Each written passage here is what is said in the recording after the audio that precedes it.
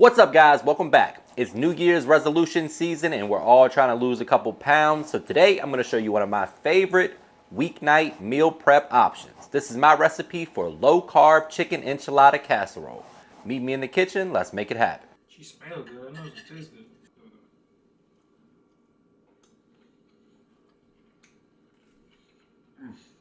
It smells just as good as it tastes. All right, guys, first things first, we're gonna go ahead and get our prep work out of the way. That means we need to prep our red onion, bell pepper. We have some cilantro we're gonna add to this. This is one of my favorite meal prep options. It reheats really well, which is important for meal prep.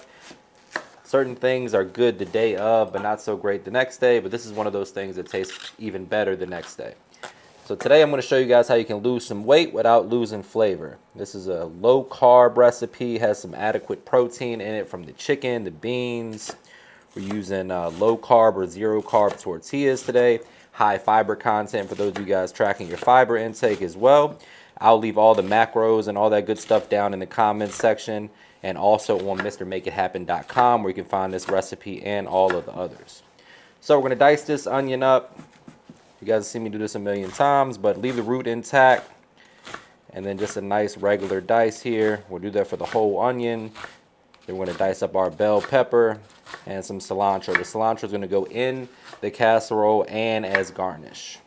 All right, guys, next up it's time to prep the chicken. You can use leftover chicken, canned chicken, whatever chicken you have. But in my opinion, the rotisserie chicken is one of the most underrated tools in the kitchen, particularly for like meal prep and just quick and easy meals. You can grab a whole rotisserie chicken fully cooked for anywhere between $5 and $8, depending on where you live and where you're shopping, what kind of sales there are. But I think the average price probably now is around like $6.99 or so. All right, so I'm going to go ahead and remove the wings first. You can use that as a little snack if you're getting hungry. And then we're going to go ahead and remove the dark meat, which is the leg quarter. Comes right off nice and easy. And then we're going to remove the skin from the breast. Remove the breast meat. You can save the skin as a snack as well. Repurpose it. You can, dry it out. Use it as like little crispy bits on like a chicken tortilla soup or buffalo chicken dip. That way nothing goes to waste. You can save the chicken carcass, make chicken broth or stock for like chicken noodle soup or anything else that you need some chicken broth for. Great use of $6 or $7 right here. Looks about right. So we're going to remove the skin from the leg quarter as well. And then just start to break it down.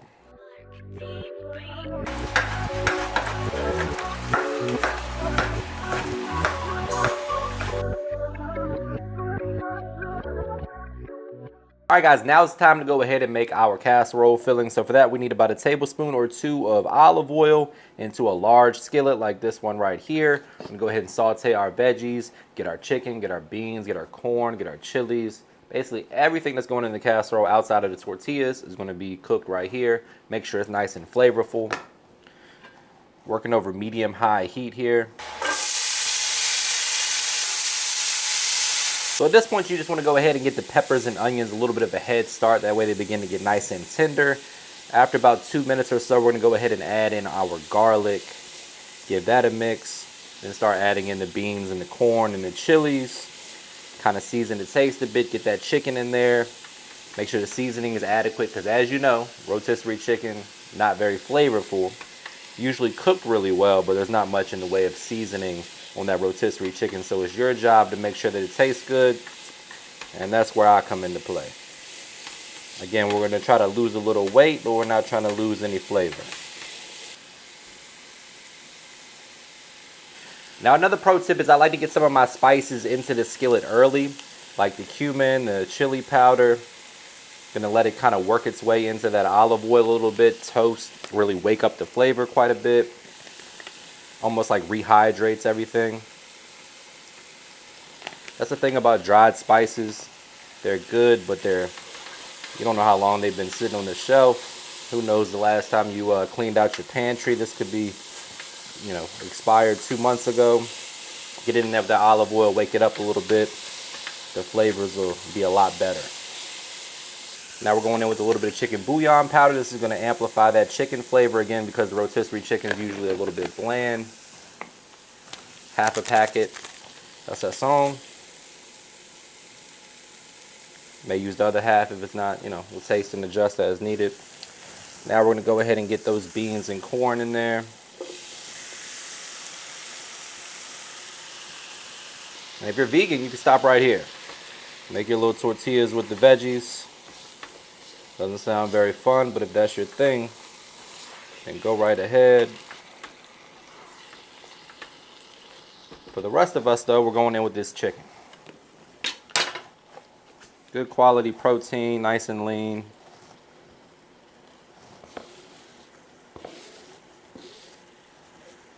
One whole rotisserie chicken.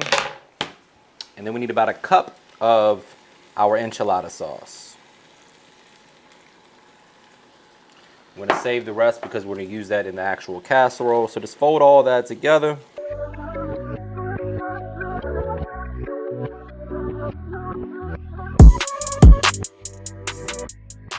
Now, if you have some leftovers of this, after you make your enchilada, you may have a little leftovers. You can do things like egg rolls, you can make tacos, quesadillas, make a taco salad, a million different things you can do with this filling. One of my favorites is kind of like a Southwest egg roll. That's kind of my go-to. That was actually, that recipe is the inspiration for this recipe, but you can do it in reverse. If you want to make this first, you can use the leftovers for Southwest chicken egg rolls, maybe on a cheat day if you're on low carb. Obviously, that's not going to be low carb, but it's still going to be delicious. You can make a dip out of this too, add a little cream cheese, a million different spins. Now, as far as the cheese component for this recipe, I'm using Colby Jack. One, because it's relatively mild in flavor, but still flavorful. It melts really nicely and it has a great color, good for presentation. I like to shred my own because it doesn't have any anti-caking agents, things like potato starch that prevent it from melting. So you should have a nice cheesy enchilada casserole when you're done. Now, my friends, it's casserole time. We got a 9x11 casserole dish. We got our oven preheated to 400 degrees. We got some enchilada sauce. You can make this from scratch if you want to, or just get some store-bought sauce, depending on how much time you got. Just enough to coat the bottom. Kind of even it out a little bit, like so. Then we're going to take our low carb tortillas and layer them on in there. This recipe is good, guys. I'm telling you, especially if you're trying to watch the carbs, you can't get much better than this. I mean, you're getting some carbs obviously from the beans and whatnot, but overall, this is a relatively low carb dish. Not going to necessarily call it keto because, you know, that starts to get into the diet religion and people will start yelling at me, but very low carb, very, you know, reasonably healthy, most importantly, very delicious. Enchilada sauce, layer of low carb tortillas, or if you're trying to gain some weight and you don't really care about the carb intake, then use regular tortillas. Totally up to you. I know those people exist too. A little less common these days, but they're out there. We're gonna go ahead and do a layer of our meat and veggies, gentle layer of cheese, and then we're gonna repeat that process, basically making like an enchilada lasagna situation. Last but not least, a little cheese layer right on top before it goes in that 400-degree oven for about 20 to 25 minutes, or until it's golden brown and beautiful. Next up, while the casserole is baking in the oven, we're gonna go ahead and make a real quick sauce. This is just something I like to throw together just to add a little extra element to the dish. Here we have 2 cups of sour cream or creme fraiche. I had creme fraiche in the fridge that I need to use, so that's what we're using today. Basically just French sour cream. So we're gonna go ahead and add the juice of 1 lime to that. It's gonna add a little bit of acidity. And then we're gonna add about a 1/4 cup of our enchilada sauce. It's gonna give it some nice color, kind of give it that enchilada flavor, obviously. We're gonna add a little bit of garlic, AP seasoning, and tahini. Give that a mix to combine, add it to a squirt bottle, and you've got yourself a nice sauce for your enchiladas. Or for your tacos, taco salad, you name it. The sauce will be good in there. All right, after you let this cool for about 12 to 15 minutes, it's time to go ahead and plate this up. A little extra sauce, because why the hell not? We're here for a good time, not a long time. This is the part where I say brace yourself for a trademark money shot. Say it with me, guys. Looking good. The only thing left to do is dig in for the taste test. But before we do that, please take a quick second to subscribe to the channel. Make sure you hit that bell to enable notifications as well. All right, people, I found my fork. Real quick reminder before we dig in for the taste test, make sure you guys hit MrMakeItHappen.com for all your recipe needs. And now, my friends, without further ado, this looks good.